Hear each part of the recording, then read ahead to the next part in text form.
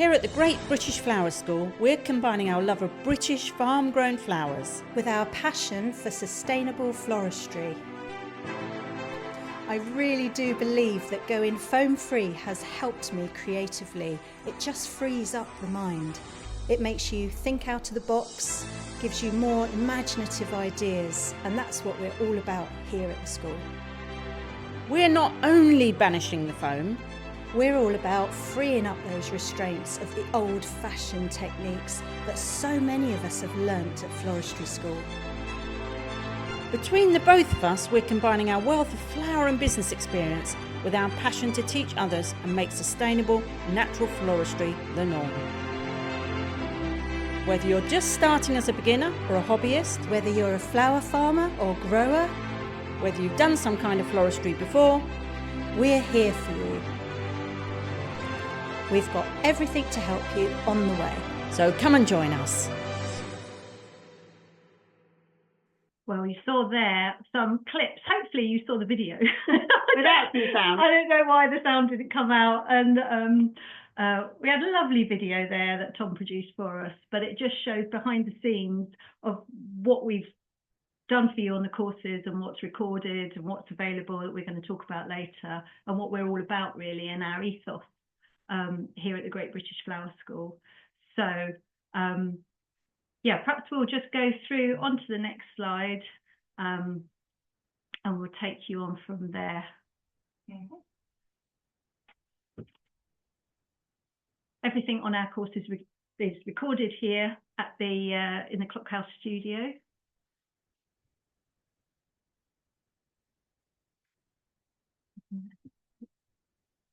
Down there.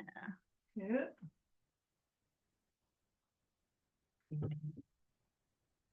That's it. Yeah, there we go. So you've just seen, but without sound. You should have sang, really, shouldn't you? What our ethos is all about. So really, it's because we're all about embracing the eco-friendly, sustainable floristry methods we've already said, and working with our British blooms here that Ros and the team have grown right here on the farm, and sharing our knowledge of that, because it is different as florists to work with British blooms. There are some things that you need to be careful about. So we're also about, this one is definitely for you. Yeah, a wealth of combined marketing and branding experience. I mean, so many, I've run, 7 or 8 businesses now, and that's more from a marketing and branding perspective. And I recently, before I became a full-time flower farmer, my job was to go in as sales and marketing director to small SMEs and find ways to turn those businesses around and make them more profitable. So definitely marketing and branding is my bag. And no nonsense, straight talking, jargon free. That's what we're all about as well. So going to the traditional college route, for me anyway, there was a lot of stuff in there that I found that I didn't need, and a lot of annoying kind of jargon and technical stuff that I just haven't used in the real world running my business. So we're about sharing that in a friendly, supportive environment without judgment, because there's an awful lot of judgment when we start going into eco-floristry, and we just feel that any small change that we can make is a change in the right direction. Definitely. Next slide, please.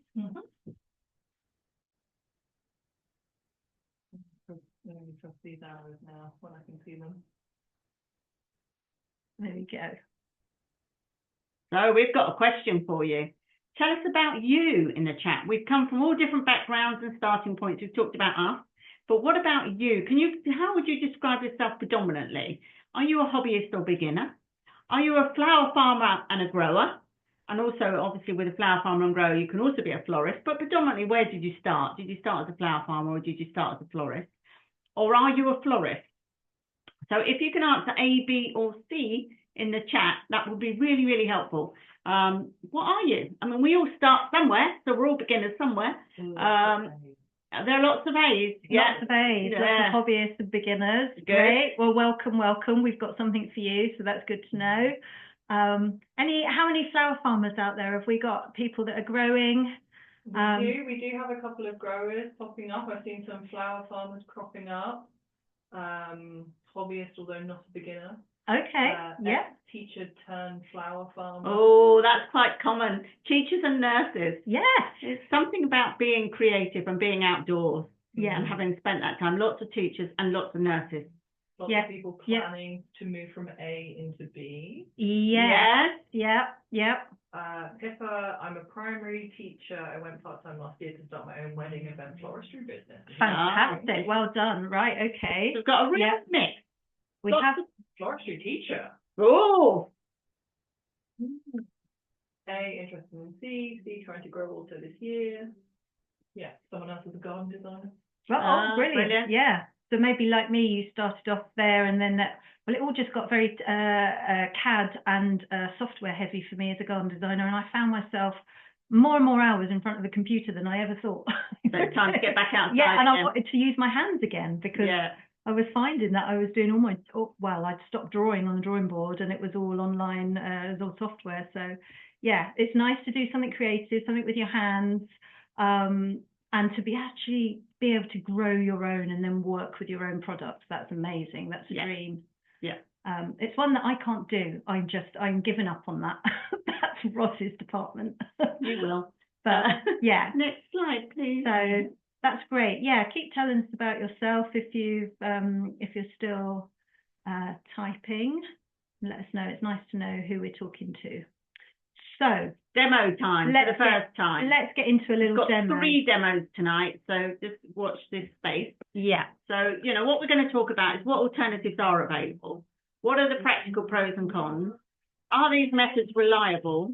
And what are the cost implications? They're the things people ask when they're moving from floral foam into a sustainable way. And if we go right back to Constance Fry, and if we go back to the Victorian times, they didn't use floral foam. They used what we use, which is, lots of water, lots of chicken wire, lots of moss, and find alternative ways. So it's about how do we ditch what we don't really need and move forward. So over to you then, Ali. So let's get onto camera. And first of all, I've got some nasty stuff in the studio. Okay. I'm really sorry. You didn't see me sneak this in. I hid it from you. No, I didn't. This is the stuff that we all know, and many of us have worked with. So I just thought it would be interesting. Be interesting to pop that in some water just at the start, which is what we've all done in florist shops anyway. And just to see what happens to that let's put that here. I'm just going to let that soak in. There's no doubt that it's single-use plastic. Yeah, I mean, we wouldn't use all of, if we didn't reuse our plastic bags, we wouldn't, that wouldn't be, we're very aware that we don't use single-use plastic bags anymore, and we use them lots of times. What we aren't aware of is other ways of using single-use plastic, and we'll talk about biodegradable floral foam too, which isn't biodegradable. It doesn't degrade in the environment ever. The thing about biodegradable floral foam is they say on the box it degrades in landfill under certain conditions. But I have to tell you, my degree was in environmental science. I have to tell you that those conditions aren't met in landfill. So yes, it is biodegradable if it's under certain conditions, but those conditions don't exist. So that's a little bit of greenwashing, as we call it. So just be aware of that, and we'll talk about the other option. So we'll leave that to one side, shall we? And we'll just keep an eye on that. It's already breaking up into bits, so we've got microplastics sort of going into the water. But down by you, Ross. I'm going to be like Anthea. Yeah, hop off the stool. Oh my goodness. Right. We've got a whole box of goodies. So what do we use instead of the nasty green stuff? Let's have a look in the box. So there's all sorts of things that I've switched over to anyway, and plenty of you know about. And it'd be just nice to dive in and go through all of these things. So moss. Moss is your friend. It's absolutely, this is sphagnum moss, which is collected.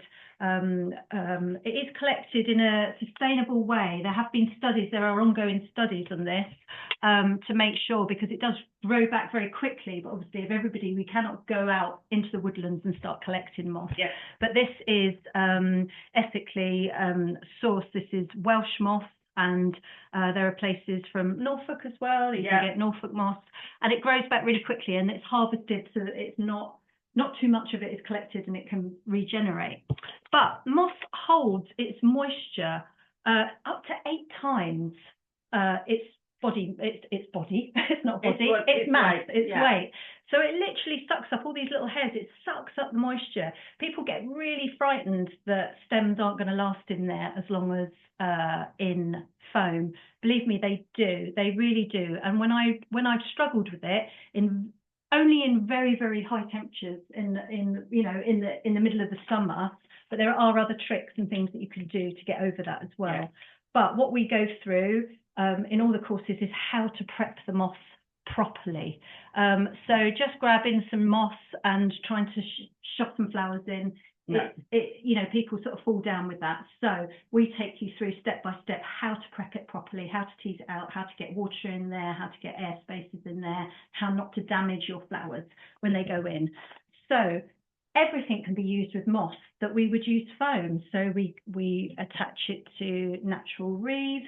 Yeah. We use it in cages and in chicken wire displays, with using chicken wire for meadows.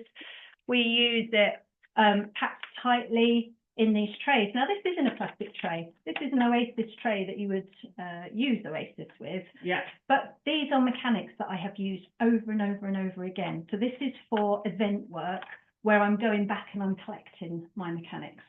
So chicken wire, good old chicken wire. Yeah. How many different grades of chicken wire are there? You're chicken wire queen. Well, we're using 2 mainly. We've got so much chicken wire, we don't know what to do with it. We use it for everything.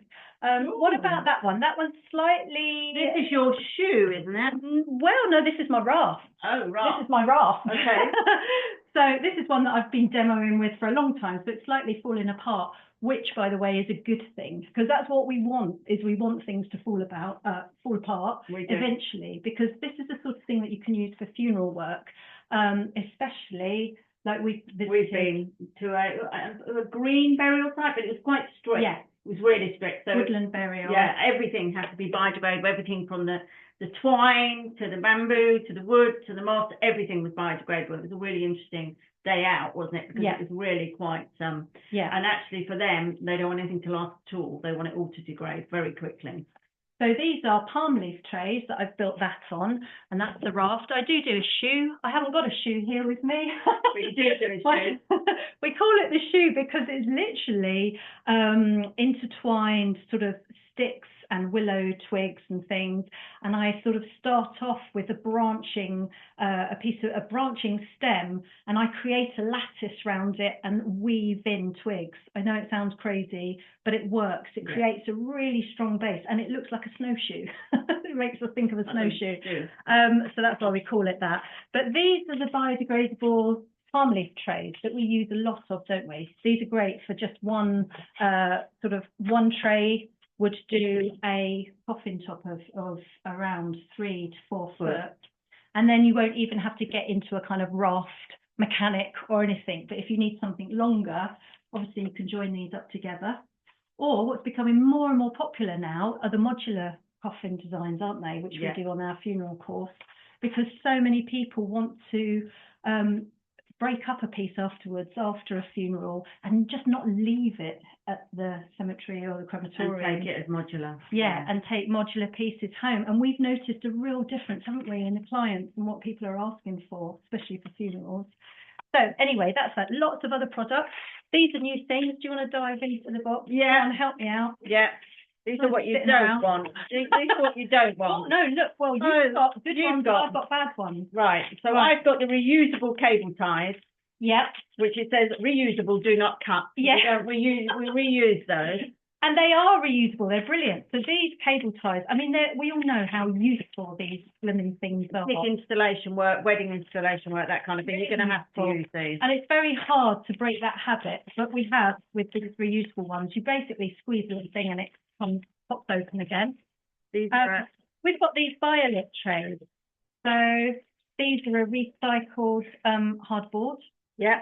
Cardboard. They are. Oh, we've got a question. Yeah. We have a few questions. Got a few questions. Yeah. One of them was the biodegradable trays, like Yes. the palm trays. Are they Yes. available from wholesalers? How difficult are they to get hold of? Yes, these are great things. Do you know what? We steal a lot of things from the food industry. Yeah, we steal ideas because so these are actually, if you just do a little search, a Google search for palm leaf trays, it's usually in the food industry and catering industry, all of these things are used for takeaway plates.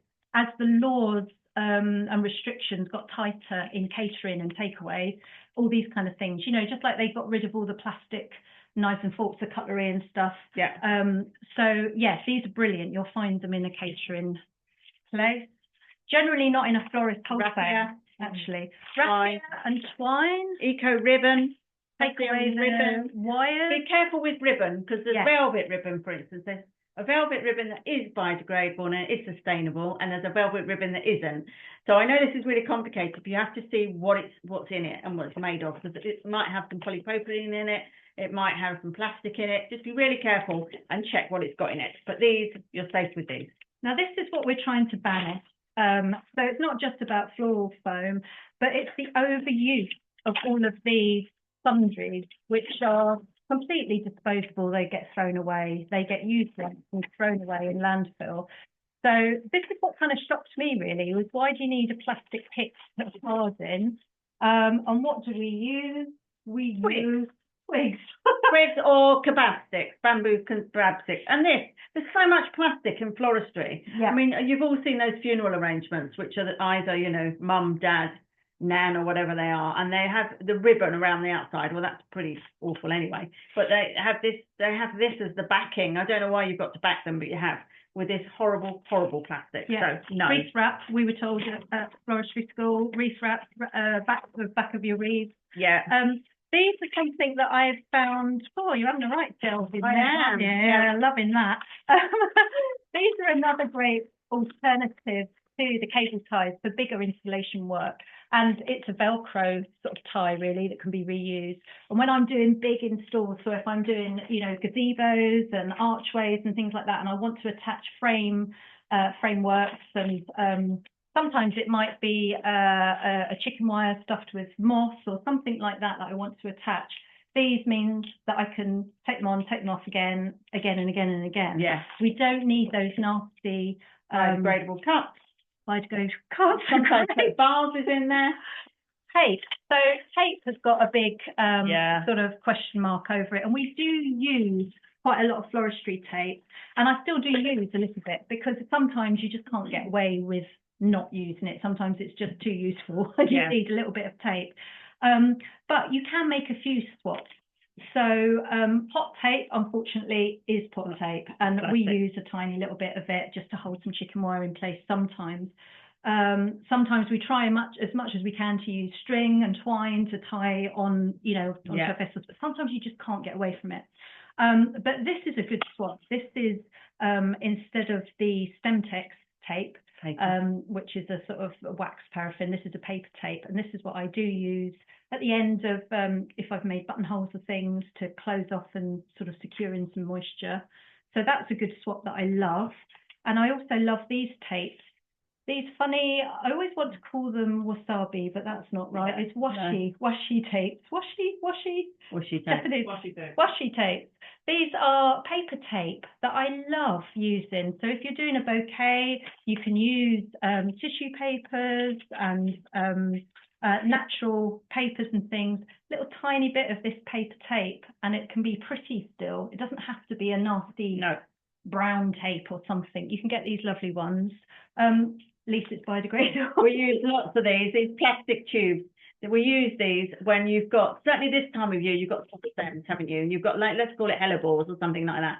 And obviously we'd prefer it to be in water. So these are reusable. We use these and go and collect them afterwards. They come in lots and lots of different sizes, from big installations to just using them in for funeral work. Yeah. They're called graves. They're called graves. These ones are grave spikes, and we've got all different sizes. So we use these all the time. So the best bet is always those look like little rockets. I know, they're about to fireworks. Firing, yeah. The reason that's on a stick is because I've used that for a demonstration, and I want to cheat the length of a stem. This is the secret. So if I'm creating something in an urn, and I want to make sure that a flower is in water, if I've even got a small stem, because you buy things wholesale by the stem length. Yeah. So sometimes you can't afford to go like large, and you might not hit the water line. So this little cheat, the reason we've got a load of these on sticks is because they just get popped in at the end. Once this is all foliaged up in a beautiful display, you can even pop them in, you know, up tall if you want. If you've got short stems, obviously the tube gets covered by everything else. But that's why we've got loads of those. We have. We've got a question coming in. I saw the hand raised. You know, it's like, sorry, we're just going. Blah, blah, blah, blah. We're talking too much. Do you think a question about something the chicken wire kind of as the basis of stuff? How do you kind of stop it from rusting and rubbing all over? We don't have that problem, but and in fact we're actually putting water and so on in it. So it might go a little bit rusty, but we've never. Yeah, it's not really staying in there for long enough that it's going to be a problem. You can get, there is so I use different wires for different things, really. You can get the small gauge stuff, the small stems, and the really soft spring flowers. Yeah. And then I go to the big galvanized, big stuff, the big boys stuff, which if I want to use sturdier stems, which I'm going to be doing in this demo, and I want branches. Do you know what? I've used it over and over and over and over again. I tip it out, and you know, it's not that bad. If it becomes very rusty over time, then you just need to replace it. But honestly, you'll get so many uses out of these. I've had balls of chicken wire for 5-6 years since I've been foam free. It's certainly an awful lot more use than one use. Which has got all the microplastics in there now. Yeah, so I'm still sort of okay with that. There is a plastic coated chicken wire as well. If you did have that problem, there's a plastic coated wire, which obviously you will want to use over and over again. Somewhere. I have got some. You can get green or sort of red. These are eco nappy sacks. Useful to make your own pouches. Put moss in it, make it really hydrated, and then you can make a shape like that. Make it really hydrated and use a nappy sack. There you go, biodegradable nappy sack. Produce your own pouch. So that's a little pouch, and I use that if I don't want drips as well. So usually for high up installation work, or if it's very, very hot in the summer and I'm worried about the moss drying out. Obviously then you can't spritz it. No. With water. No. But what you can do is find a little water container with a spout that you can pierce through the bag and hydrate from inside. Yeah. So that has been brilliant for all sorts of work, actually, these ones. Brilliant. Brilliant. Well, carry on, yeah? We have actually got some. If you go on to the next slide for me, and I want to see if we've talked about some new products that are... I just want to show you. That's heavy, that box. That is. Jam jars. I've just noticed everybody's got lots of jam jars and spice jars, which are really, really, really helpful. No, it's okay. That's all right. And yes, I thought we had these. So I just want to talk about some fabulous new foam-free floristry products. Just talking this morning actually to Amy at Ava Event Styling. She's a fabulous event stylist who does an awful lot of big commercial work, big installation work, event styling work. And she got frustrated like I did with the lack of kind of mechanics available. So she's created this fantastic Ava mechanics, which I will show you in a minute after we take this screen off.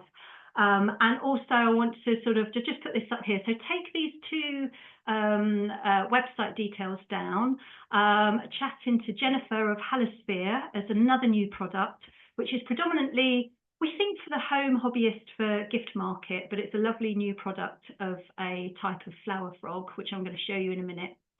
So these two lovely ladies, Jenny and Amy, have very, very kindly agreed that you lovely lot are going to have an exclusive 20% discount on their products.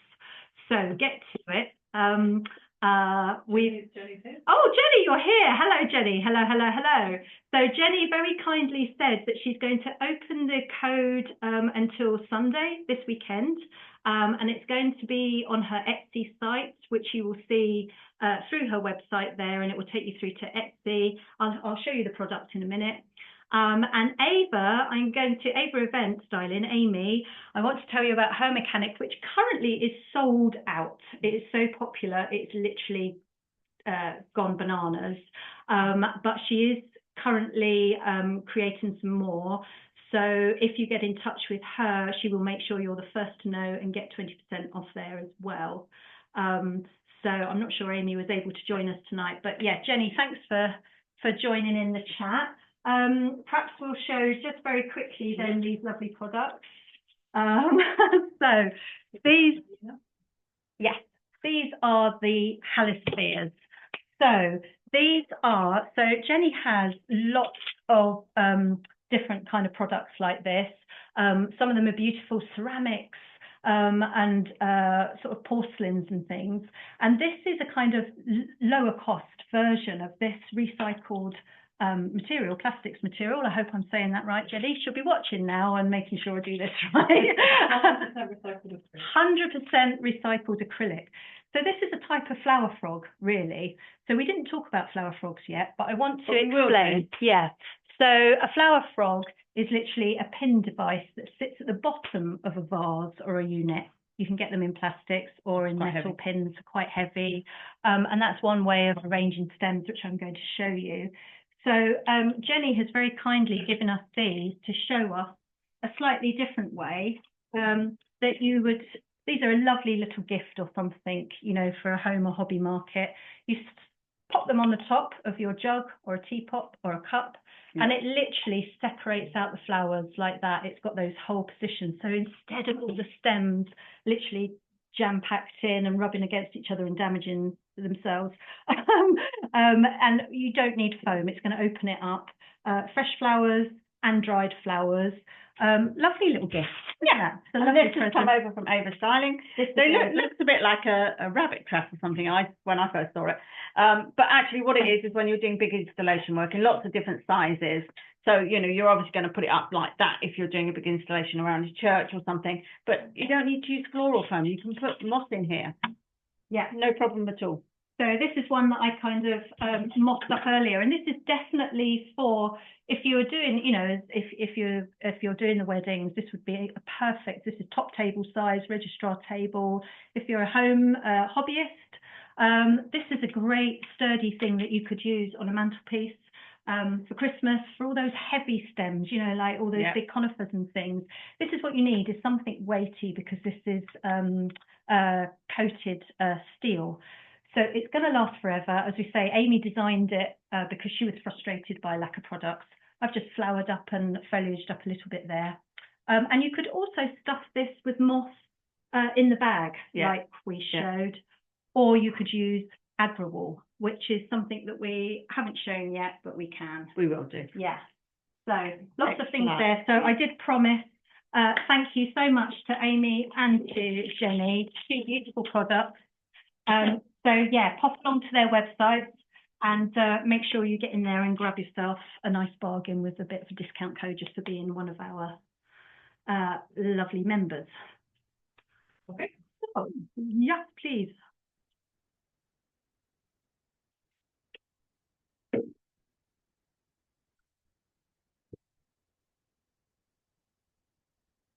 Their logos look nice together as well, don't they? Yeah, very flowery. Very flowery, lovely flowery people. We love hearing about the new products. Oh, time for another question. We do love a prize. So how long does it take for floral foam to degrade in the environment? And what we're going to do is take the first 5 people with the correct answer on our screen, and every single screen is different. So it depends how Facebook or this is actually going, the chat is actually going to be shown to you. It always is an issue that they're never the 5 people we will see. So we're just going to take the first 5 people, and there's a beautiful notebook that we have for you to put your inspirational floral notes in from the Great British Flower School. So tell us, how long does it take for floral foam to degrade in the environment? And our lovely Jenna is going to give us the top 5 people in a moment. Okay. I don't know how long it takes to degrade in the environment, but it's certainly not going anywhere in this bowl right now. No. Although you can sort of see how green the water has got. That's why I put it in that. I think just don't touch it with your hands. Oh, yeah. I've got 5. Yeah. Would you like them now? Yes, please. Ooh. Yeah. Okay. So the first 5 in from my view. Yeah. Oh, what is that? I don't know. I don't know. That was interesting. It was like somebody's given their answer. Somebody's drawing on the screen. So the first 5 as per our screen is June Morecambe, Jenny Pearson, Angie Green, Betty Carbot, I believe, and Abigail Medlicott. And I've written those all down. So Wow. So if you can get in touch with us, that would be great. Just send us a DM. That would be absolutely fabulous, and give us your address, and we will be sending those out soon. Okay, next. We should probably tell them what the answer was. No, never. Never.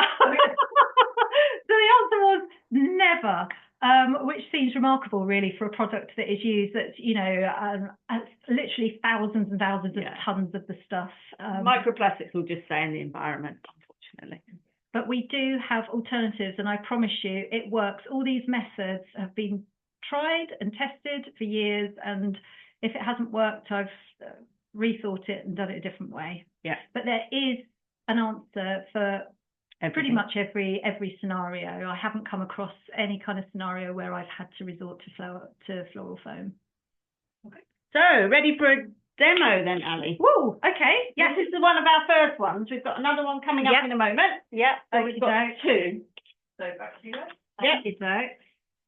So we thought it would be nice to obviously show a little bit of springtime.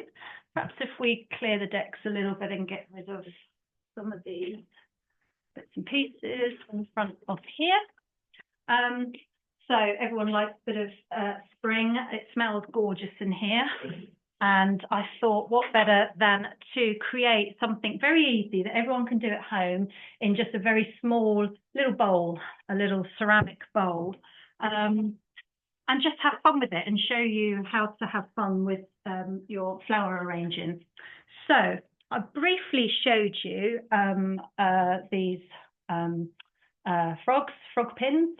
So this is also known as kenzen, Japanese sort of word, and it's basically some very, very sharp spikes with a very heavy base, and I use these a lot. They are quite an investment, but you get them back afterwards. It's not that you would just use once, throw away. These are used time and time over and over again. So I've dropped a really heavy one in the bottom of this ceramics.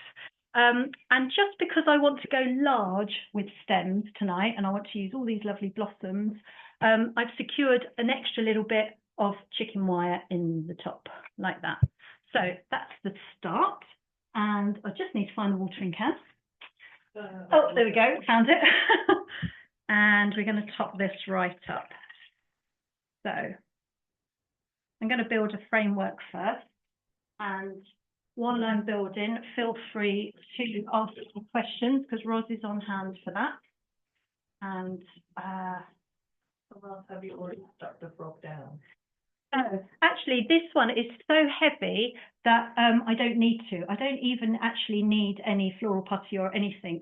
Some of the lighter weight ones, you can see I've got a little plastic one there that I've needed a little bit of floral putty there to keep that one down.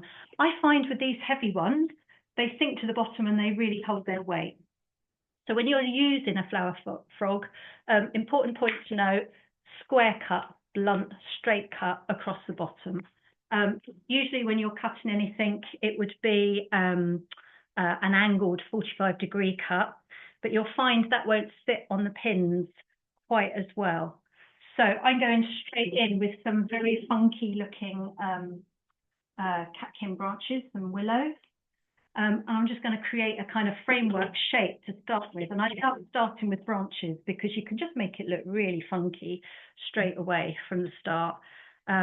These will move around a little bit when you're designing, you know, but don't worry about that. You'll sort of be able to reposition. The beauty about working without foam, not in floral foam, is that you can reposition things. You find, you know, in floral foam, once it's in, you can't take it out and change your mind and reposition things. So these, you can play around to your heart's content. That one's just fallen a little bit, and we'll fix that later.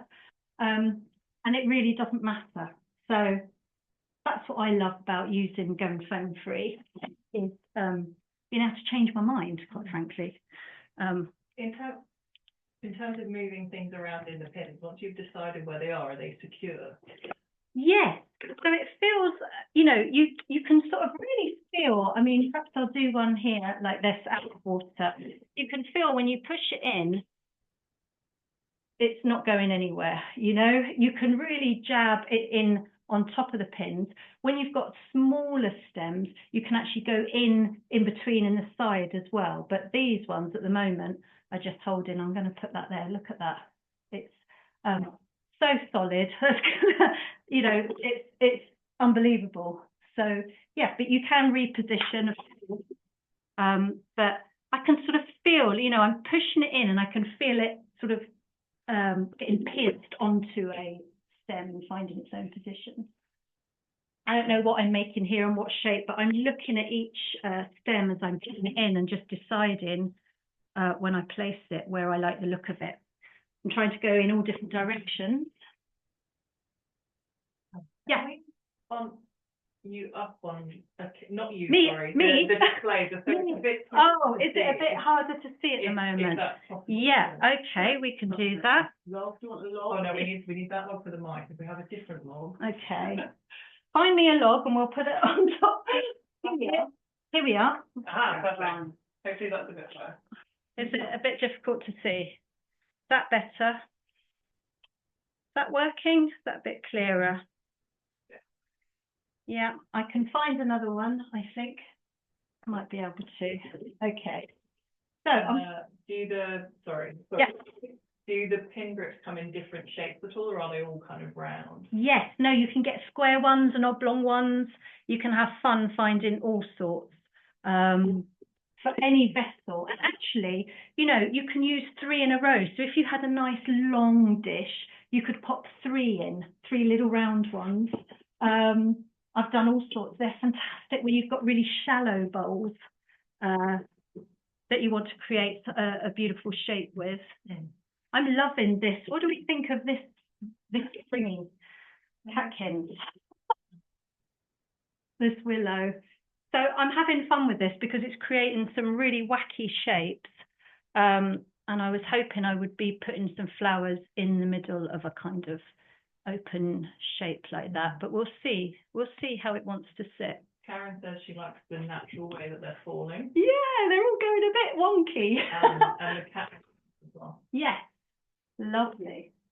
So let's go in with some flowers. Now at the moment I haven't done any foliage, it's literally just branchy bits.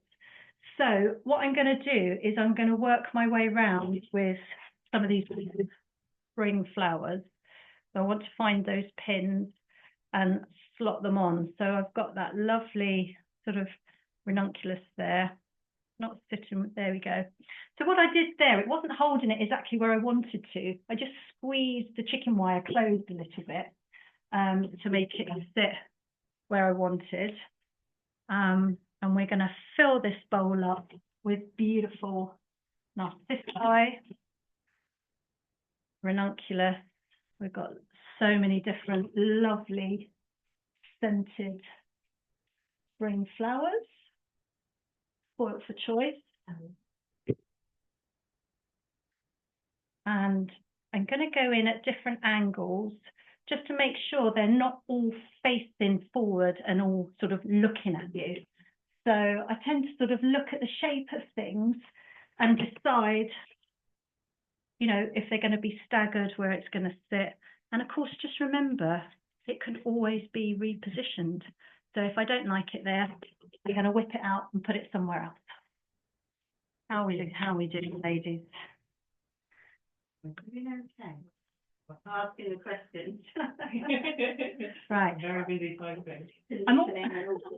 I'm also positioning some of these flowers facing backwards. It's a bit of a bugbear of mine that everything is facing forwards. I'm going to put in a crazy shape there. Yeah, just be careful to make sure that you've got some forwards and backwards movement. Now I'm going to come over the front of the bowl with some of that pink, which is a beautiful pink blossom, cherry blossom, I think.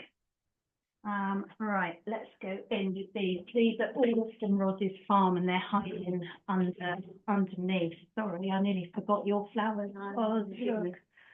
So we've got such a lovely mix. I don't even know where to go. Let's go with some of these. We're going to have a whole bowl of spring. So let's have some springy dash. And go to all of these beautiful.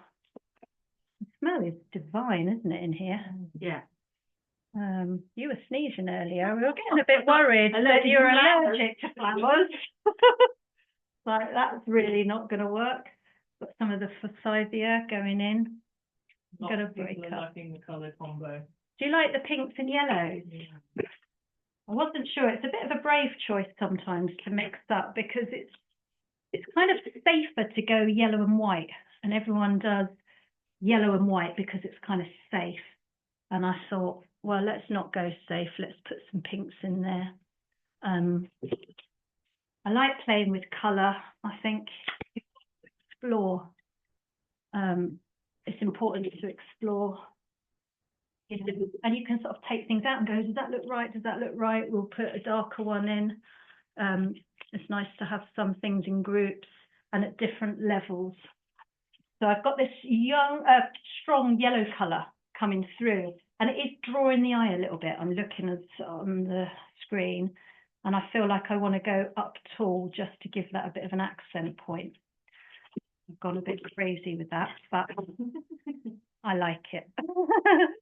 So I'm gonna do that up here. Just face it towards you, Roz. Hello.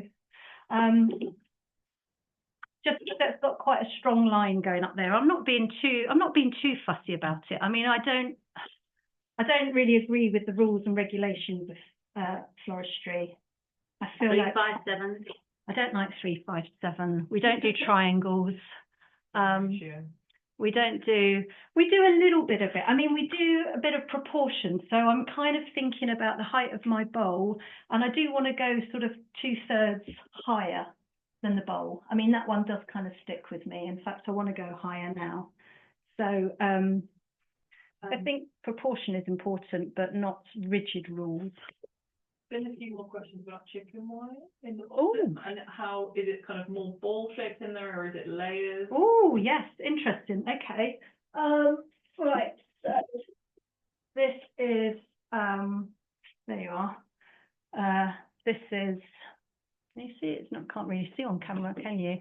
So I've taken it twice as wide and twice as deep as the size of the bowl, and I've scrunched it round in a ball so that I've got 2 layers coming through. You're absolutely right. So that it's holding everything. I mean, I'm still finding pins to put these on as well.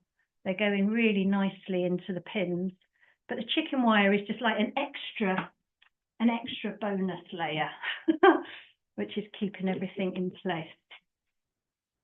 There was a few questions as well. If you were selling this arrangement, would you be more likely to use a frog over pins? Depends. The frogs are quite expensive, certainly in the metal version, so you wouldn't be giving those away in something you're giving away. So you would be more likely to use chicken wire and water as an arrangement, just from a cost point of view. If it's something you were going to get back and you were using them in weddings and you were going to go back and collect everything afterwards, then you use the Kenzan. But it's more a cost thing more than anything else. Yeah. Yeah, they are an investment. This one's not happy. I'm just going to reposition him.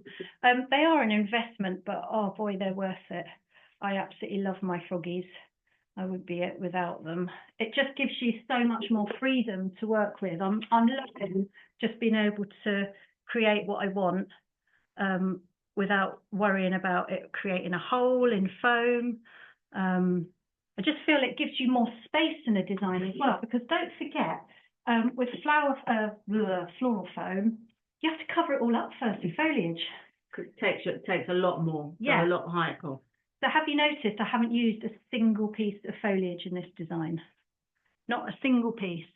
And it doesn't matter. I'm going to go in with more of this beautiful blossom. I haven't used any foliage whatsoever because I don't have to cover up a whole nasty block before you start of this stuff. And what happens with I can always tell a design, you know, online when you see designs, I can always tell when it's been made in foam. No, that's geeky, isn't it? No, you can. Much more structured, much more structured. I can just see it. You know, well, I can't see it. I can't see the foam, but I can just tell that the arrangement is, it has to have a kind of solid mass at the bottom to cover up all the plastic.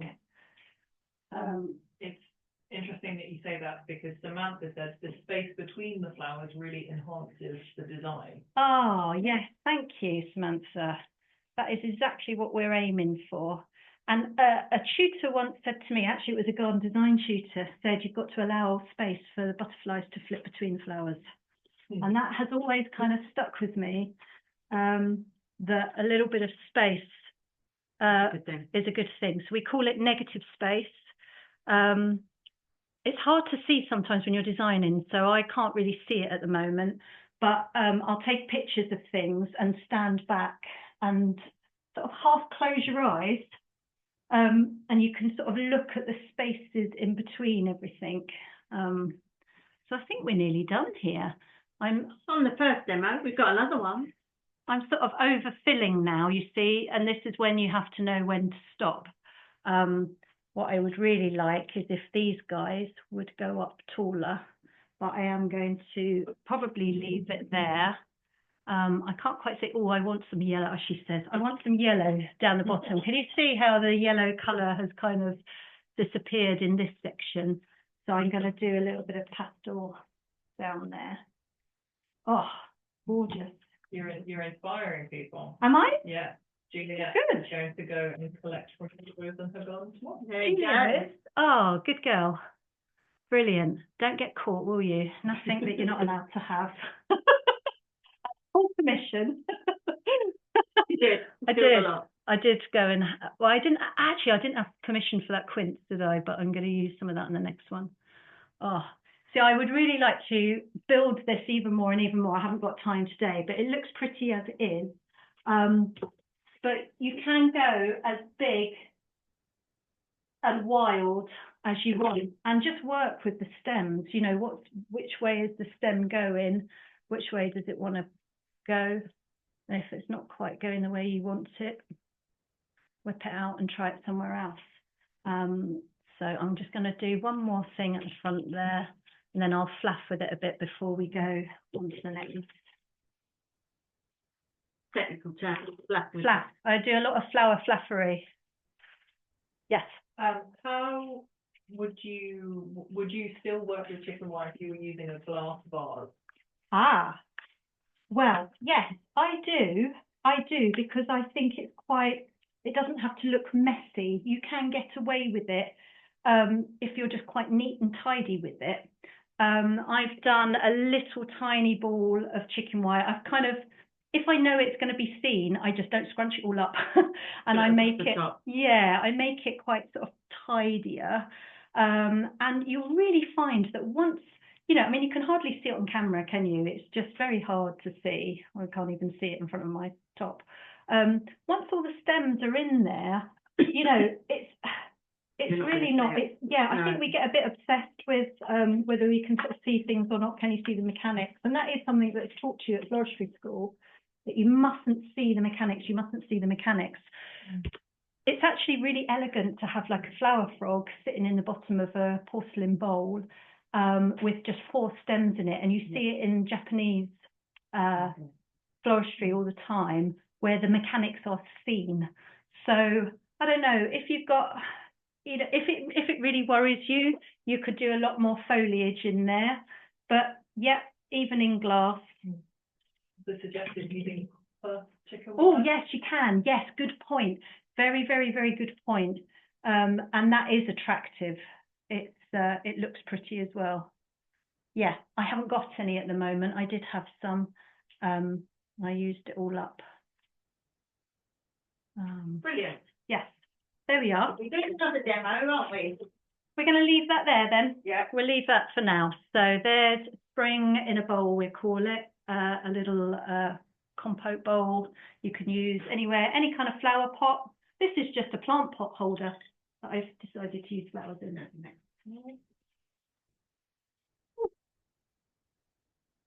Back to the Yes, please.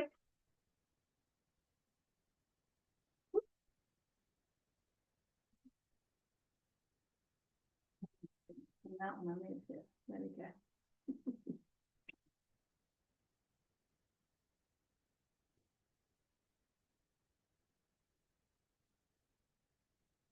Another question. For your own personal eco-floristry journey, what would you say is your biggest personal challenge? You know, what was your barrier to going completely eco? Is it that you're not feeling creative enough? Because it is a very different way of doing it. Is it you're not trusting the eco alternative?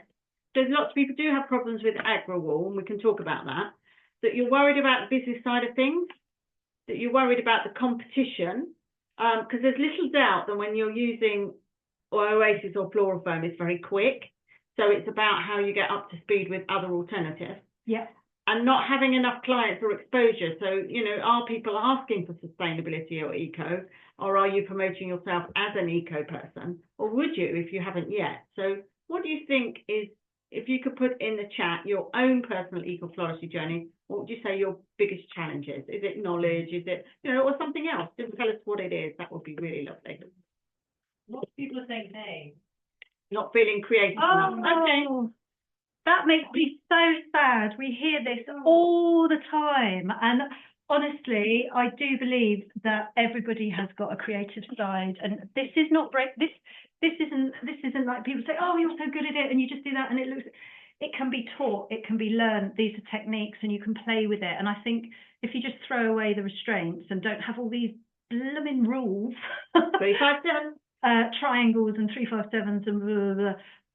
Just, you know, if you grab yourself some flowers, enjoy it, play with it, work with it. That's what we talk about a lot in our courses. Yeah. So that makes and if it doesn't work, do it again. Yeah. You know, there's quite often we'll make a bridal bouquet and, you know, we've got a mirror here in our workshop and we'll put it in front and it won't be exactly what we want it to do. So we'll pull it apart and start again. There's nothing wrong with doing that. There's nothing, it's not fixed when you've done it. So. And we're all critical of our own work. I'm still flapping with this.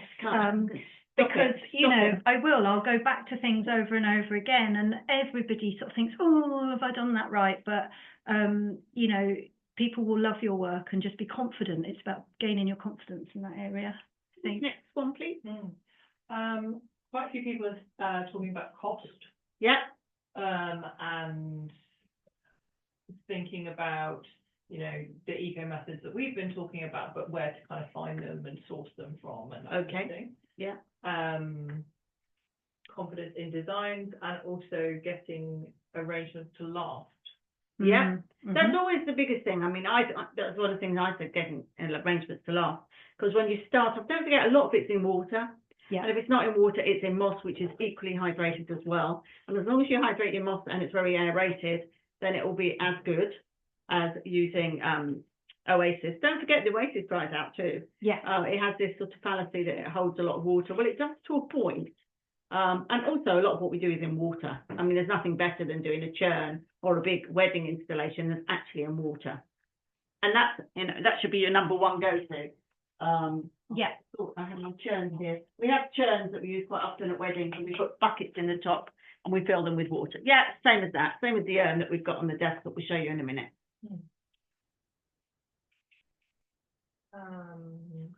There was a really good one that I now can't find.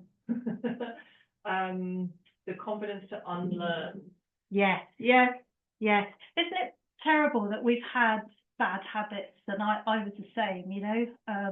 I've had to unlearn things. It's harder. It's like, you know, it's easier to go completely eco from the beginning. Yes, exactly. Which I did. I was always eco from the beginning. I was never not. So it's easier that way. Yeah, and I think that's, you know, I think some floristry schools would come down too hard on people like that, because I know what that's like. That's the only way you've learned. And so it is hard, and I totally get that. Just say, you know, don't throw everything away immediately. Try a few things. Don't feel like you have to change overnight. Change everything overnight, and please don't beat yourself up about that, because you know, that's how we've been taught. We didn't know any better, and still don't. The florist schools are still teaching it. So that's the issue. Until it changes higher up at the academic level, then people will still be teaching it. And it's hard to swim against the tide when you see everybody else using it and you think, oh, well, they're all doing it. Why can't I? It's just easier. But and it is hard, and we do get that. So just try little things at a time, and I think what you'll find, there'll be a tipping point, like me, where I suddenly thought, do you know what, my work is better without it. Yeah. Because of the space, the negative space, and not being so formulaic. So I actually found, and then I thought, wow, this is brilliant now. I'm not just doing this for eco reasons. I'm doing it because my work looks better. This is an interesting one, especially for you, Rod, of persuading clients to go for seasonal flowers. Yeah, it's been my mission for 15 years to persuade people to go for seasonal flowers. You know, in the very early days when you first start up a business, it's like when a client says to you, how high can you jump? And you say, oh, I'll jump as high as I can. And that's always an issue. So now I'm very brave, and I basically say that if we're doing wedding flowers or funeral flowers, it's in colour swaths.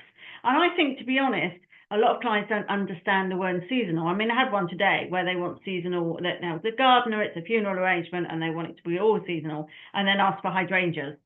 Now, hydrangeas are not seasonal in April in the United Kingdom, but why would they know that? You can buy them at a supermarket because they're imported at this time of year. So I try to say, and I'm very honest, and I say, I'm sorry, hydrangeas aren't seasonal this time of year, but you can have A, B, C, and what we'll do is we work to a colour palette. So if you give us blues, purples, and whites, which in this instance they have, we will make it as beautiful in those colours that are seasonal. And I suppose I've been quite tough with it, but I'm not saying it's easy, because it's an education piece, because a lot of people don't even know what seasonal is. So, but I have, now I just say we do it in colour swaths. There was another, and everyone is cheering for Sharon, who says, age. I'm 54, and is that too late to start? You're younger than me at 54, and that's way young to start a side hustle. Absolutely not. We've been teaching people in their 70s. Yeah. So a side hustle is never too late, and at 54 you're a youngie. So sorry, not even going to give you any excuse on that one. I'm 53, darling. No, we don't go there. We don't believe in age, and age has no boundaries. No. Good. Yeah, everyone is saying so. Also, talking about use of dried flowers. Yeah. If you could see my workshop, which we'll show you later, we do dry an awful lot of flowers. So we have up here dried hydrangeas and dried nigellas and dried poppy heads and dried lavender and dried helichrysum and amaranthus and lavender. Oh my goodness, and wheat and all sorts of things above our head. And this is actually not an awful lot now, because we've used an awful lot in the off season as we're going into, and limonium I can see creeping out there. So yes, we do use flowers in off season, and definitely around Christmas time in all our wreaths. Yeah, we do a lot of time. Next slide, please.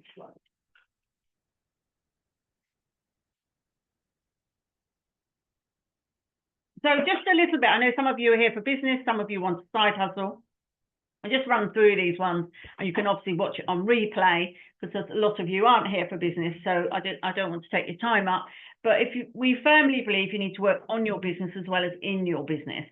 So it's very lovely being creative, and when you're a flower farmer, it's very lovely growing and doing seed sowing and all of that. But if you haven't got a market to sell it to, then you won't be successful. So, we can help you grow your audience, grow your confidence and your business with what we do. It's what I do every single day of the week. and it's what I firmly believe in. I think in any business, or certainly in a flower farmer business or florist business, you need to be spending at least, I could say 80% of your time on marketing and 20% on actually the rest of it. I think that's quite unfair, but you need to be thinking about marketing every single day of the week. Next slide, please. So what I did was I came up with 10 top tips. You do need to build an audience. If you haven't got an audience, you haven't got any sales. You do need to grow your business, otherwise it will go backwards if you're not growing it. And you need to have the confidence to move forward. So there's lots, when we teach people, there's lots around imposter syndrome and I can't do it, I won't do it, how do I do it? And there's a lot around that, and we see that all the time. Certainly for people who are changing careers, which is very common in this space. We want you to know as well that you are not alone, because many of us have felt like this. I mean, yeah. I could probably say that, I was firmly set on B for business, but I hadn't really thought too much about my audience growth, which was terrible of me. And my confidence coming into this was not good. I wasn't confident with the designs. I wasn't confident that I could do it, and I still suffer with that as well, as Ros knows. So this isn't, just don't worry about that. It is easy. There are things that we can do to help you, and I'm still learning as well. So you're not on your own with that. Lovely. So just our top 10 quicks. Don't just say I'm eco-friendly if you're running a business. Explain why and how, and make it clear what your customers are supporting when they choose you. A lot of people don't really understand it. They don't understand buying local. They understand buying fruit and veg and meat locally, but they don't understand flowers because they don't know where they come from, and they think they come from Holland. So that's your biggest thing to do. So know your ideal customer inside out, and write them down and name them and decide who they are and speak their language. Show up consistently on social media. This is a big one of mine. So if you follow me on Instagram, which I hope you do, you will see how consistent I am and how present I am. Do not aim for perfection. You can see that absolutely I am not aiming for perfection. I'm just real. I'm really real with it, and I am what I am, and I'm very honest about that. And I don't. We're failing on the real. Yeah, well, we are failing substantially, but I don't worry about what I look like, and I really go for it. I am what I am. So watch the numbers, focus on what's profitable. Don't be afraid to take things out that look good but cost more time and money than they return. So we do not do local deliveries of bouquets, for instance, and I would explain more about that later on or in our courses, but we do not do local deliveries because it's not cost effective. Be strategic with your time and energy. You don't have to do everything. Like I say, when you set up in business or a side hustle, when someone says jump, you tend to jump a lot higher. But decide what suits you and your lifestyle and your energy. If you decide to do everything, it's going to be pretty tough. So just decide where you want to put your energy. So number 6 is get help with what you're not good at. I'd love to say that you could be 100% on everything, but you never are. You don't have to be a one-person band. You can build your support system. That's definitely how I built my business. I'm not saying it's overnight, but I do know what I'm good and what I'm not good at, and get help at what you're not good at. Invest in learning and training. It's something I do all the time. I join workshops. I've got a mentor. I do take online courses. I am going on a retreat to Italy, a floral retreat to learn from flower farmers in Italy. I am a member of the Association of Cut Flower Growers in the States and go on their annual conference. I want to always be investing in learning and training. And in order to be inspired, almost take yourself out of the business, go away for a couple of days, or go online and learn something different, will be inspiring. Keep your costs low without cutting corners. These can come and bite you in the bottom. Sustainability also means financial sustainability. Work on your confidence and tackle imposter syndrome. This is something in our courses, for instance, that we have people come in and speak about, but it is a big thing. I am a big one about working on confidence and imposter syndrome, and all the why I can't, how do I, what happens, all of those things jump in from an ego point of view, and we talk about where that comes from. And you don't need your permission to call yourself a florist. Remind yourself regularly of what you've achieved. You don't have to have permission. And tell your story often. People buy from people. Why did you become a florist? What's your backstory? Are you a flower farmer? What's your passion? Have you, everybody is completely different, and, it isn't about the product, dare I say it, although of course they expect a very lovely product. It's more about that they trust you and your backstory and your values and why you're doing it. And I think people forget to tell their story about why they're doing it. Try and sell the product and they don't tell their story. So that's really quite a whistle-stop tour. Roz's business brain in 5 minutes. Yeah. I suppose I've been running businesses. My first business I set up in 2000, so that's 25 years ago now. Yeah. And I've been running businesses ever since then. So yeah, I mean, even today I have 5 businesses, which is a bit greedy, but hopefully I can impart some of that knowledge. Question time. Yes. So what is the Japanese name for the flower frog? I nearly said it. What it was actually. Yes, What's the Japanese name for the flower frog? We're just checking that you haven't. So you're listening. Yeah. You're going to choose a random selection of 5 people again, and Jenna's going to choose those as you put in what is the Japanese name for a flower frog, and we ask you just to DM us and get in touch and tell us what it is. That would be really useful. And we've got loads of goodies. We've got lovely bundles of natural raffia and things. We're gonna choose a little selection of eco things to send out to you. Yeah. It could be any one of these things. We've got these lovely water tubes and things. The thing is, when you start up with an eco floristry, sometimes you have to buy a lot of stuff in bulk. Yeah. And I understand that it's quite tricky for people. So I want you to start exploring these things. Actually, the image there on the bottom isn't an eco product. It's just a very, very handy thing that I like using. That's a very handy thorn stripper there. If you haven't seen that before, that little daisy shaped thing that I've had one of those for years and years. But yeah, just we want to send you some nice products to try.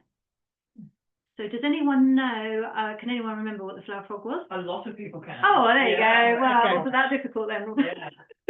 Lots of people can. So I'm just, 1, 2, 3, I've got So Jenna's just working out who's come up first. That's brilliant. Okay, on to the next slide, and we'll, as we go along, we'll let you know who has won. Yeah. As you know, we've got another demo. So are you ready to learn more? Are you ready to do eco-floristry, sustainable forestry without the price tag? Are you looking for no-nonsense, straight-talking, jargon-free teaching? By now, you've probably worked out that we are very straight-talking. And are you ready to embrace the change to eco-floristry and future-proof your floristry skills? I know you're just ready for a change. Do you want to brush up on something new, become inspired, and learn more? I hope so, because we did. So actually, no, I think it will be continuing on the slides. Okay. Because I think we're going to take a little look at the courses. Some, just explain a bit, and we will, stay with us because we will do another demo. But I just want you to know that we do have something for everyone here. That please don't feel this, this isn't you because you're a florist and you're retraining, or because you're more into growing, or because you're doing this for fun, a passion. So, we've got lots of offers, and it is worth sticking around for because we're giving away some more amazing bonus extras. But yeah, I want to take a little look into our Flourish Online program, which is what we what we're sort of opening the doors to this evening. So these are our brand new and renewed course offers, and we wanted to keep it really, really simple. Because we're fed up with overcomplicated things. So we've gone 1, 2, 3. It's as easy as 1, 2, 3, A, B, C. And we've thought long and hard about this and packaging these up together for you, so that we've got 3 very, very different routes for 3 very different scenarios. So the fundamentals of eco-floristry is really going right back to basics. If you're brand new to this and you want to start your journey, and we'll go into these in a bit more detail. Then we were listening to what people have said to us, and all our previous students have kind of said they're either going to go and down the farewell blooms route and start offering funeral flowers and they want to do that, or they definitely are passionate about weddings and weddings is their thing. And that's two very different kind of business models there. Yeah. Obviously you can do both. I do funerals and weddings, but you know, people like to learn one thing at a time, or you may feel confident with your funeral work but not so confident about wedding work, or vice versa. So we decided that our 3-course offer route would go down this route, and that the Farewell Blooms course and the Wedding Blooms course also has a very, very in-depth business element to it as well. Because if you are offering Farewell Blooms or Wedding Blooms, then really you ought to be operating, not doing that just for fun, shall we say? No, side hustle or business for sure. Yeah. So there, we just wanted to show you up front what you'd be in for. So what do I get for my money is the question at 297,497 or 597. So this is the fundamentals of eco-floristry. So this is 5 in-depth lessons online, building foundations, mastering the hand-tied spiral, bouquet wrapping and presentation, which is always a big area, the versatile meadow box, which you can use in funerals, actually top tables or weddings, and eco-funeral casket topper, which again is an arrangement you can use. It's multifunctional. Then we've got accompanying those 5 step-by-step course PDF, very, very big PDF. And then we've got the 4 times extra bonus materials, which are, we've got lots of recipe cards and formulas that we put together for you for each design that we do, so that you can go and find the flowers yourself and work with the flowers. Or we do encourage you to be creative with those recipes as well, just like a chef's recipe. You've got the ideal and then you've got your swaps. Yeah. And we talk about that a lot in the course. We also talk a lot about cutting and conditioning, because it's vital. We can't stress this enough, and it's often skipped as, oh, that's the boring bit. yeah, But how to put your hydrangeas in your bar. How to do that, how to sear stems, and how to work with woody stems, hollow stems, soft stems. It's all absolutely crucial. Then we have a module on shaping up, which is just a little bit of the theory. So what we've done here for under £300 is try to condense a whole year's worth of theory that I learnt at floristry school, because I think a lot of the theory is unnecessary, but I've simplified it right down to what I believe is important and what I work with, and that is working with the shape of the stems and being creative with them. So we talk about the shaping up model that we've created. And also lots of people had asked about this on the chat, so I'm glad we can answer it. We've got a whole resource on sourcing all the mechanics. So we will tell you where to buy everything, where to get things, how to get the best deals, and swaps that you can make. So lots of extra bonus and stuff. an online community support as well, where you can come in, show us your displays, tell us what you're doing, where you are, ask us to critique things. So you will join an online Flourish community for the length of your course. Next one, please. So that's the fundamentals of eco-floristry. We then move on to farewells. Oh, well, this just shows you some of the course material. Some of that course, so it's beautifully shot and put together. So we've got lovely videos there. Next one, Sorry. That's it. Clicky thumbs. So this is farewell flowers. So this is building foundations. Then we do a love heart design in willow. We do a modular casket topper, which is actually what we've been asked for a lot more now. So that actually you can make a whole casket topper, but it's in modules so people can take them home. A raffia tied sheath and a personal trug arrangement. So lots of personal things go into funerals, and we can talk a lot more about those. And then we do 5 step-by-step course PDFs as well that accompany everything. We have 4 live business training sessions. So they are on pricing funeral works for profit, marketing and branding, this one's me, getting the eco message out there, building relationships and developing your funeral range, and I've worked really hard on that one, and sourcing and supply chains is really, really important. So they're the sort of 4 areas that we will be talking about in our live business training sessions. And then as well. We've got online community support. So for the price of one funeral, I quoted that today actually, for one funeral arrangement, you can pay for the whole course. Fantastic. And plus your online community support, which will be there for everyone. That, by the way, is unique for each course that you join, so that when you're in there chatting to people, it's all people that are on the exact same course as you in your cohort. So, you know, it's great to be able to share. You can upload your designs, you can get feedback in there and support each other, which is what we're really, really super proud of, because it's a really supportive community that we've 100%. built. So the next and final one. Sorry, Jen is to get up off her seat and try and find the little arrow. Wedding flowers. Weddings. So this is bigger. Yeah. This is much bigger. This is 9 in-depth lessons. This has been an absolute labour of love. Well, they all have. All of these courses really have. And, you know, we've taken our time to really choose the very best elements of weddings. So we go into a deep dive into the bouquets, the all-important bouquets. There are so many different ways to build a bridal bouquet. Yeah. So we talk about my no-wire cheeks cascade. So we ditch the idea of having the great big, very, very technical and time-consuming, fully wired bouquet, because I haven't been asked for a single one in 5 years. No. So I do my no-wire cheeks cascade if somebody wants that shape. We talk about armatures, which is how to really create beautiful open bouquets, and a hand vase technique, which I use every single time, almost every single time recently.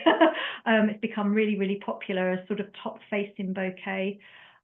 We go into wiring, but not the big long wiring, just some fundamentals for wiring for boutonnieres and buttonholes to help you get those through a hot summer's day. We do tablescapes with beautiful compote bowls. We do lovely meadow boxes, which I've called it versatile because they can be used for everything. I use them for mantelpieces, for staircase installs, for going down the aisle. Top table cascades. We do a large urn because everyone loves to do the big stuff. And we do a large mantelpiece install because more and more couples these days are asking for installation work, which is very different to something that you make at home and pop in the car and take to a wedding venue. So all of that. Yeah, 9 step-by-step course PDFs go with it. Obviously, extra bonus material, big business element on this one, 5 live businesses. This is about pricing weddings for profit, most important thing you can do. Creating standout proposals and mood boards, because that's what they're actually going to buy. Very important. Marketing and social media. So we'll be talking about reels, we'll be talking about visibility, we'll be talking about how to grow your social media. We'll talk about your client journey and your consultations and your terms and conditions and your contracts. We'll be managing large-scale events and sourcing and supply chains. And, you know, you've got on this as well, lots and lots of extra bonus PDFs as well. So lots and lots of training in order that you can make money out of wedding flowers. I've done over 500 weddings in the time that we've been in business. So hopefully we can impart some of that knowledge to you. Absolutely. And every time you do a wedding, you learn something new, don't you? So we have definitely learnt a lot of lessons. Yeah, 100%. Yeah, you can move on. So we've tried to keep these costs low, very low for what's included. It's a huge amount of content. There's so much that I couldn't fit it all on one screen. But that's just a little snapshot of all the materials we've got for you, resources. There's no gatekeeping here. We tell you everything. Yeah. We're here. Yeah, you'll get to know this about us, that we love what we do and we can't help but gush about it. So all questions are answered and there's lots of Q&As and that kind of thing. So yeah, you really do get our input and community support as well. There we are. Sorry, lost on that. That's okay. So just overall what's included on all the courses, you've got your video content delivered in a membership portal, which you have access to 24/7. They're all recorded trainings and in-depth video demos for each module. You have downloadable PDFs with extra top tips as well that go along with them, extra bonus training videos and resources. You have a Facebook community for your cohort, for your shared experiences, support and connection with others who are doing this at the exactly same time as you. You have me and Ali for guidance and support to help you through. And on the weddings and farewell blooms, you have live business training in-depth business training from branding to pricing and lots more. You can ask us anything about the business and we'll always be completely honest with you. A few questions of, are there live sessions in those groups? There are, in the Facebook groups, there are live sessions for farewell blooms and wedding flowers, which is the teaching part of it. There aren't live sessions in the, there's not formal live sessions in the fundamentals, but there will be, yeah. Yeah. And are these online? These are all... They're all online. Yeah. Yeah.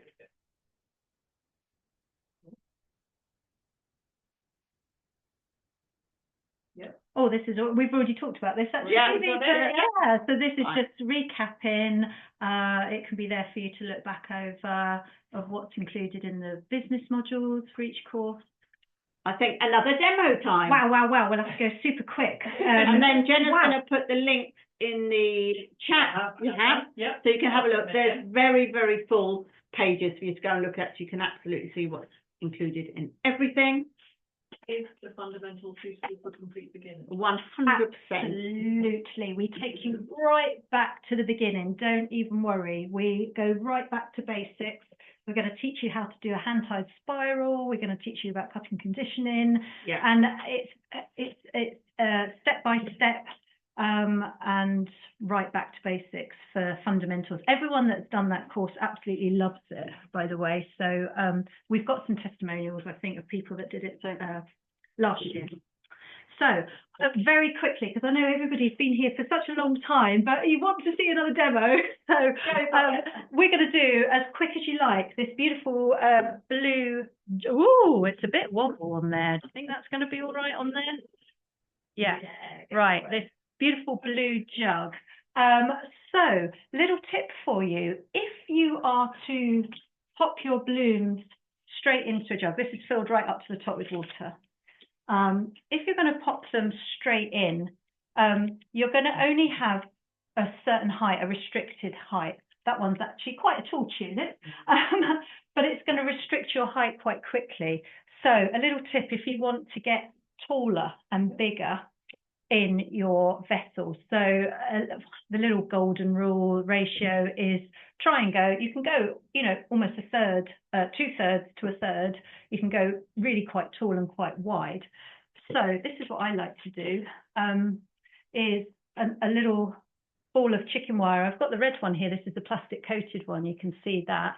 And you can use a couple of little kebab sticks just to start this off in the top. So it's like a little armature that you're putting over the top like that. And it just holds that in the top so that when you put your stems in, you can elongate them and they will hold them higher up. So as long as the water, can I just check? Oh yeah, I'm just going to check that this is right up to the brim. So as long as the water level is right up to the top, which that is, then I can sort of cheat a little bit. And I can get some of these shorter stems. If there were shorter stems, I can hold them and I can get them held in that chicken wire higher up. And as long as they're hitting the water, which they are there, do you see I've got that full length that's being held by the chicken wire and I don't have to go whoop. That's how tall it would be if it hit the bottom. Do you see what I mean? So that's quite good. With this one, I thought I'd go large with a bit more foliage this time. So on the first display that we did, it was 0 foliage. And so I thought, let's mix up and do something with a bit of greenery. So I cut this last night from my garden, and it's honeysuckle foliage. I love using different things from the garden, just to give it a bit of a wilder look. And it's got these wispy bits on it, and it's giving that movement. Look at this guy; he's going big, but we're going to leave him there. So I love this. This has got really wacky shapes. This is a bit of honeysuckle, and look at the quirkiness of him. You wouldn't find that in a florist shop. You wouldn't find it in a wholesaler either. So I'm going to use him because it's got that quirky shape. I'm going to point it downwards And it's just it's working with the shapes that nature provides, which is amazing. We might even go tall. You see, this is the quince that I stole from Rosie's front garden. Unfortunately, yeah, you didn't know about that, did you? We do now. Sorry about that. Unfortunately, the flowers on quince, they're sort of quite low down. So I really want that flower up high.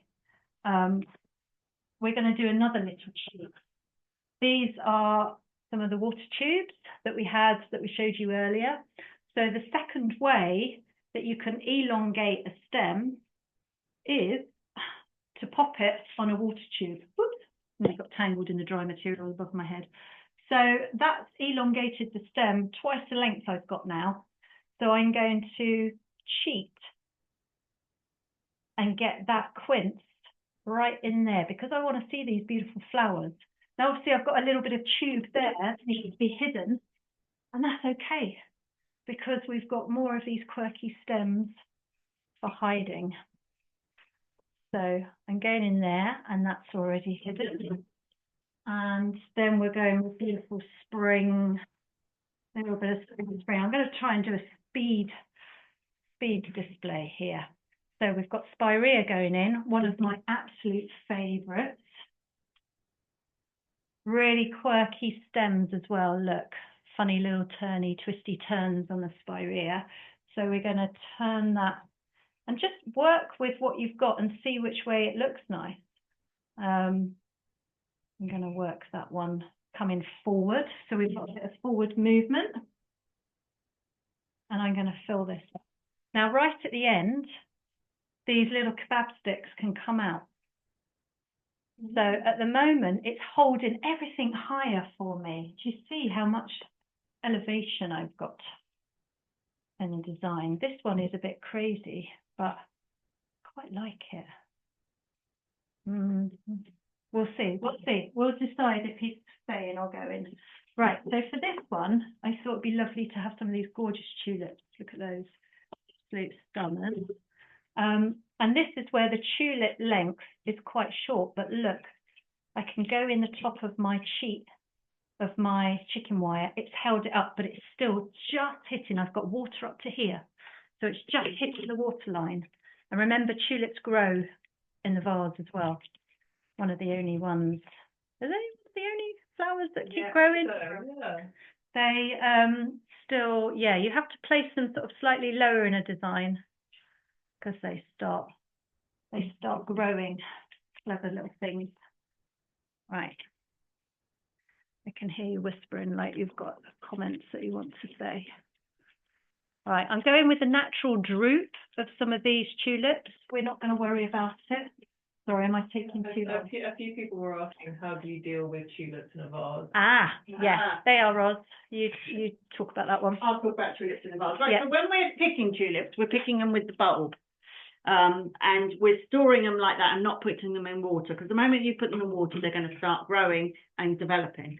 So we pick them on the bulb, we wrap them in brown paper or newspaper, and we leave them like that for a couple of days until we actually want to use them.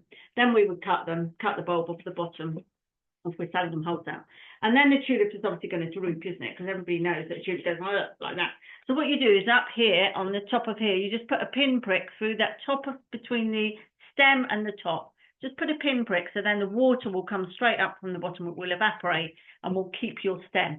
Now, if over a few days they do start to droop, you can take them back out again and wrap them up in brown paper overnight, and then they'll go straight again. It is a bit of a game with a tulip, but you can get round it. There was also a question of, are you pinching the chicken wire to hold the tulips in firmer? They're just staying there. It's unbelievable. At the moment, I haven't had to. It's just wedged in there. It's unbelievable. You know, I love a tulip. They're squeaky. They're making that squeak. Yeah, at the moment, no, I'm not. They're just sliding in beautifully. They're staying exactly where I want them. They're just hitting the water line and doing exactly what they're behaving themselves. So I'm really pleased with them. They're being good little tulips. Sometimes they wouldn't. So yes, you could do that if you needed to. I think I just got lucky with the size of the chicken wire holes on this design. Sometimes you don't. Sometimes sometimes you need to play about with it a bit. So I'm going to go in with some of these beautiful salmon ranunculus as well. Oh, I've got so many beautiful things. I want to use them all, but I know we're running out of time. I'm going to get told to stop. So you can see where we're going with it. I think I've decided right at the last minute that I'm sorry, he's not working for me, and I want a tall bit of blossom, which I'm going to try and find. There, I think I've used up all my tulips, and I would love a great big branch, if possible, Roz. And I'm going to finish off with something coming forward here, so that we've got a different direction going. So we've got height, we've got width, we've got crazy stems. Roz is going to find me a lovely piece of bit bent. Yeah. So you see, this is where I want to get fussy. Then I want a really nice shape. If you can find one that does that up there, right? Is that all right? Can you find? Oh, that's quite a nice one. Look at that one. Right. Okay. So it's about playing with the shape. You see, look at the curve on that. Oh. Okay. Right. So you just find out where it's gonna look its best and do its thing, and if it's gonna go in. Yes. Okay. So sometimes it's nice to have upward curves. Sometimes it's nice to sort of start high and come down in a design, which is, whoops, sorry, that's my fault, and come down lower here. So at the moment, I just want one more flowers at the front here to get that line going, and then I'll say you can move on, and I think I'm done.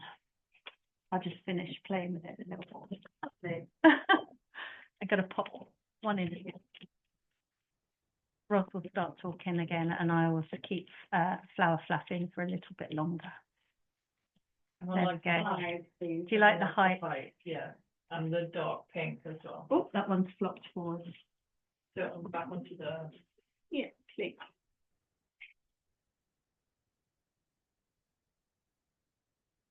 I forgot to show you that I'm just going to whip out those kebab sticks, and it's all going to stay miraculously up high.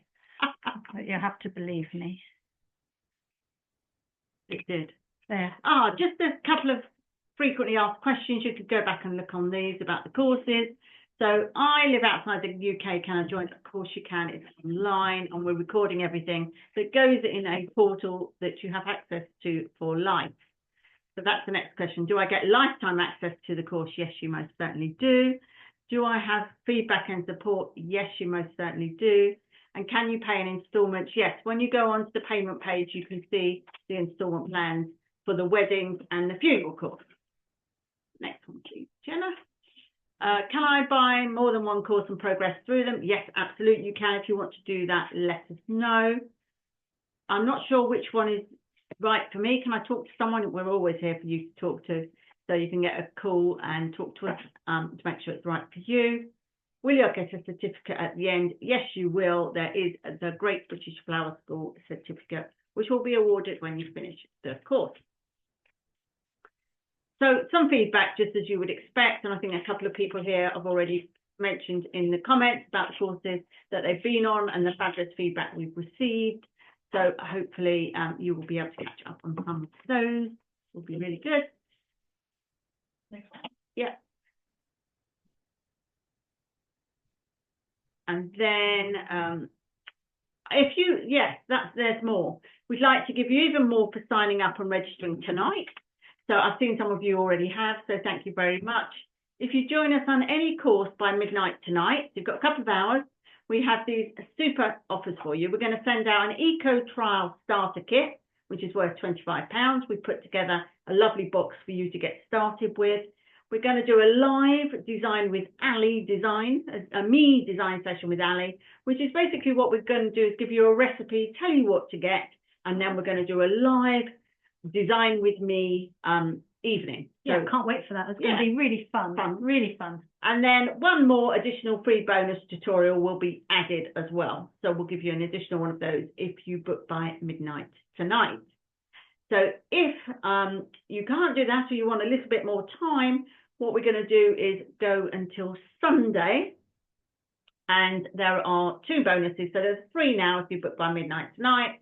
And then if you can't do that, then if you book by midnight on Sunday, we'll be giving you the 2 bonuses, which is a live design with me and a free additional bonus tutorial. So if you can book by midnight, obviously you get the eco kit as well.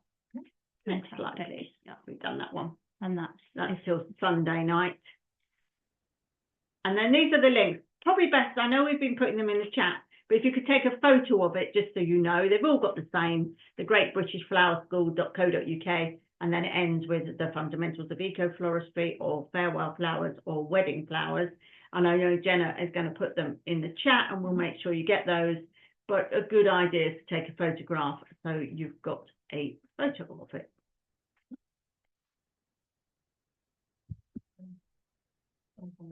And then, yeah, thank you. We hope you're inspired. And if you've got any questions or want to stay on for a bit, then fire away. We hope you feel inspired and we can't wait to get started in the next few weeks. And I have finished my... You took your kebab stick out. I did take my kebab stick out and everything has stayed elevated and high, and that is a great trick.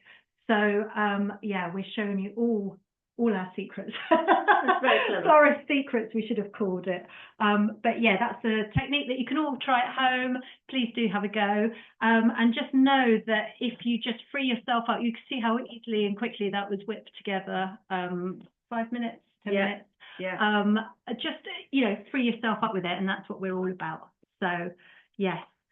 Any questions about this or the courses, now that you've heard about our courses? There's a few questions about it being on British time. It's on British summertime. British summertime.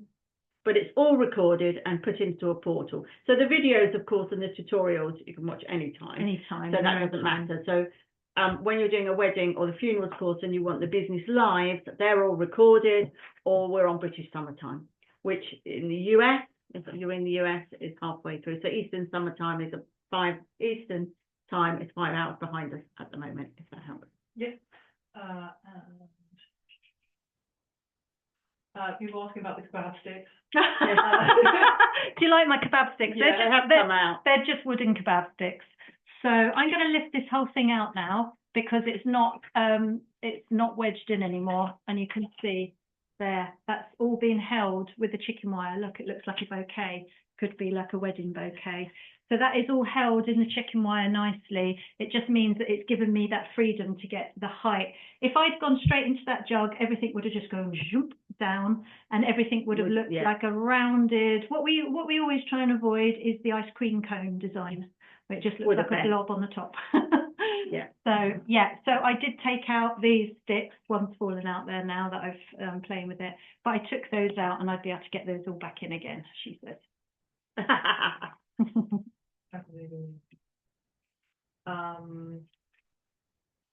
Someone from Vancouver Island, so thank you. Oh, lovely. Thank you for joining us. Very similar climate as well on Vancouver. Yeah, thank you for joining us. It's lovely. And a few more questions about whether or not the fundamentals are suitable for beginners. 100%. Absolute beginners. I think there might be some people on the call perhaps that did it the first time round, and they would absolutely tell you that, yeah, we start from scratch, from zero. And I explain everything. I over-explain things. I can't stop. Yeah. Don't worry. I've got you back. And the other is, from now, when will there be any courses later in the year, or are these throughout the year? Or these are on now. We haven't planned any more online courses yet, but there will be later in the year. Mm-hmm. But we will let you know about those. But we'll run these now for the cohort. But yeah, no dates planned. But yes, how often do they run, that kind of thing. And how do you get tulips and daffodils to last longer? You pick them with a bowl. Yeah, condition them separately. The daffodils, all the narcissi, were in a separate bowl, in a separate bucket. We cut them out of sunshine, and we just let, obviously they've got that sap that comes. We keep them conditioned in a separate bucket so that all of that sap runs out. You can sear them at the end with hot water, which we would do if they were going out for a display. But we mix them in, as you can see here. I've mixed them in. It doesn't mean that you always have to keep them separate. Once they've conditioned well, you can pop them in with other flowers, and they're absolutely fine. You just need to either have all that sap come out. You need to wait until you design with them for at least overnight or 24 hours. Let all that come out, and then what I try to do is not recut them, because as soon as you recut a daffodil, then the sap will run again. So you try and sort of cut them at the lengths that you want when you condition them, and then you just use them. I know I was snipping the ends off here for demonstration, but usually you'd have them at different lengths. And in terms of the classes, will you be using seasonal? We most certainly will. Yeah, everything is from here at the farm, so it's amazing. It's amazing. Roz just turns up with bucket loads of blooms, and I didn't know where to, I don't ever know what I'm getting. So it's a case of working with what you've got available and what's in abundance. So this is what's in abundance here. So we've got all the forsythia in the thing, and the spirea and tulips. Yeah. Most of the courses have been, some of them have been filmed in the height of summer. So on some of the courses you will see different flowers at different times of year when we've made those modules. Principles are the same, really. Whatever you're doing, you've got your focals and your fillers. The principles are exactly the same with whatever season you're working with. So you'll be able to take whatever you learn forward to another season. There was also about the cat. It's the cat. You are going to see the cat. Come on, Barney. Farewell flowers for an advance. Oh, cat in the mic. Oh, yeah, that's not a good idea. So gorgeous. You always have to get involved, don't you? You always have to get involved when there's flowers about. Of an advanced level florist in the farewell flowers, as they're looking to kind of refocus. Do you think that would be a good kind of fit for them? 100%, yeah. Yes. Yeah, it's personally we love funeral flowers here, and it's a very profitable part of the business, and it's probably the most profitable part of the business. So I love funeral flowers, by the way, so I have a bit of a, what do you think, Barney? He loves them too. And it is my favourite thing to do, which sounds a bit sad, but it doesn't feel sad when you're making them, is it? No. It's such a beautiful thing to be able to do for someone. I just realised very quickly that we didn't show you the agarwal, which there's been a few questions. we will. Yeah, we do one or two modules using this just to show you how to use it. There are some downfalls with agarwal, that it is a mineral based product. And it has to be created but using very high temperatures. So there's an eco element there which isn't great. So some people don't like using it.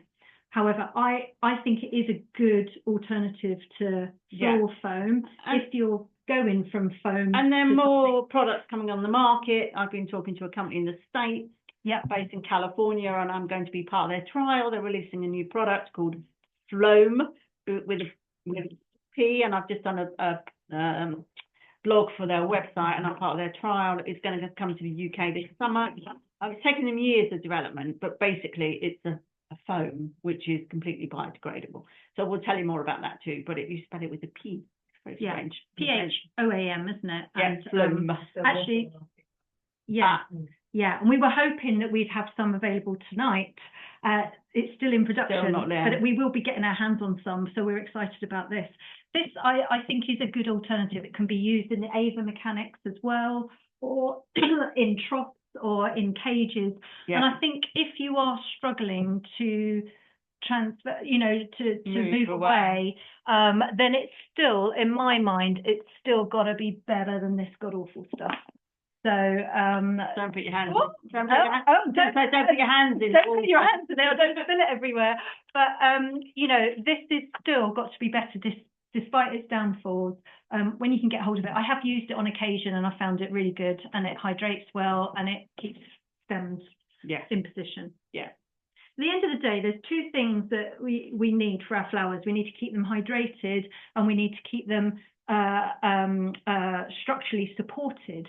So all that foam is doing is apparently hydrating and positioning, which is exactly what this stuff is doing, but it's exactly what water and chicken wire is doing, or tubes in chicken wire, or the cages are doing. So we're all doing the same thing. Flower frogs, we're putting our stems directly into water and we're keeping them supported in position. So it's all doing the same thing. Lovely. Is that the end? Let's come to this. Yes. Oh, about how do you wrap aggro wool and stop it from dripping on things? Yes. Well, we've used bio cling film. That's something else we didn't talk about tonight because we've run out of time. It's nice to talk about. We need about 4 hours.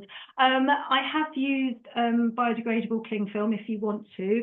They can go into cages, which people use for, have traditionally used for foam. I think I've got some in the box, the sort of plastic cages. Oh, yeah. I can see it. Or like one of these. Or it could go in an Ava Mechanic. See, an Ava Mechanic is the exact dimension for a block. Yeah, there's similar to that. There's a bigger one. There's sort of cages that you can put it in. Or I have used it as well. I've used half blocks and I've wrapped them in the biodegradable nappy sacks or bin liners, which are a cornstarch product. And you can wrap them in that if you were putting it up high to stop the drips. So if you wanted to put it on a gazebo, the one thing I would say with using agarwal, and especially if it's wrapped, is you just need to pierce the hole first with a kebab stick. Back to the old kebab sticks. I eat a lot of kebabs.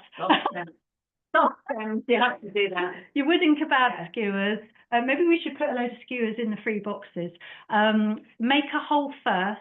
If you want to, this is obviously a dry block, so if you were using it, you drop it into water. It takes 10 seconds. You don't leave it to soak overnight. It takes 10 seconds to hydrate. And if you were using, let's whip out a tulip, and you would just need a sharp cut like that, and I would pre-make a hole and insert it in like that, and then it would keep it upright in position. It's really stable. I've actually reused agarwal blocks one side and then turned them over onto the other side and the other side before they've disintegrated. You can break them up and use them as a potting medium. Did you know that? To plant seeds in? Yeah, that's good. So that's what we can use if we use that. We don't use a lot of this stuff, but it is a good alternative. Lovely. Thank you very much. Thank you for coming staying with us. Staying with us. Yeah, keep going. You get a prize. Yes. Look forward to seeing you all on our courses. Any questions, do ask us, and we'll see you all soon. We better wrap up some prizes. We have. Get those prizes. Let's get those boxes posting. ready. Yeah. Bye, everyone. Bye. Thanks for joining us. Thank you. Take care.